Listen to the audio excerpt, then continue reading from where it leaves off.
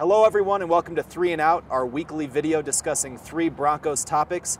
I'm Nick Kosmider alongside Mark Kiszla. And Mark, let's get right to it. Was the fight and subsequent suspension of Aqib Talib the beginning of the end for the cornerback here in Denver?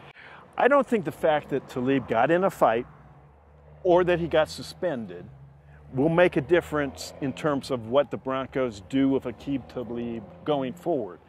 But I tell you this, it does give the Broncos a chance to look at their defense without Aqib Talib, and I think they have to strongly consider playing defense without Talib in 2018. Yeah, Talib is still an elite cornerback. He'll be 32 next year, but if they get rid of him in 2018, the dead cap hit is $1 million, and as we know with this team, there's a lot of holes right now. This is not going to be a quick fix going to next year, so that's the other side of it, that they could potentially use some of that salary to make a lot of other fixes. Okay.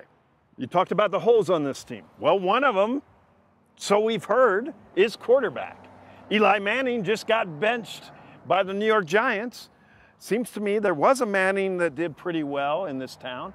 Is Eli Manning a viable candidate to quarterback the Broncos a year from now? The first thing that hits you in the head is the age. He's going to be 37 next year, and this year he has an 84.1 quarterback rating, which is his lowest since 2006. So I look at that, and quite simply to me, it seems as if Eli Manning is on the decline.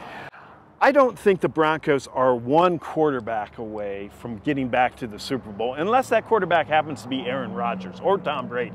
And Eli Manning, in addition to being 37 next year, is on the severe decline. So if the Broncos go out and get a veteran quarterback, I would prefer they get one that's on this side of 30 rather than the other side of 30. Let's finish with this. Does Adam Gase, the now head coach of the Miami Dolphins and former coordinator of the Broncos, does he have something to prove or something to show this week, do you think? Darn right he does. This job came open, as this coaching job has, and at the time, John Elway went with his old buddy, Gary Kubiak. I thought it made more sense to go with Gase and have the continuity and have a coach that was on the same wavelength as Peyton Manning. But you know what? John Elway was right and I was wrong. But that doesn't change the fact that Adam Gase could be a little bit agitated that he got passed over for the coaching job here and just might want to stick it to Mr. Elway a little bit. We asked Adam Gase on a conference call today whether there were some extra feelings playing the Broncos, and he said, depends on what kind of soundbite you want.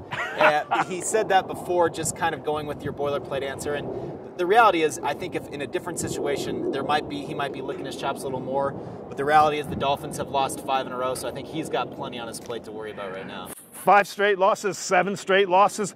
The TV audience nationwide will be outstanding for this game. But we'll be covering it hard anyway over at denverpost.com/Broncos. Keep it locked in all week for full coverage.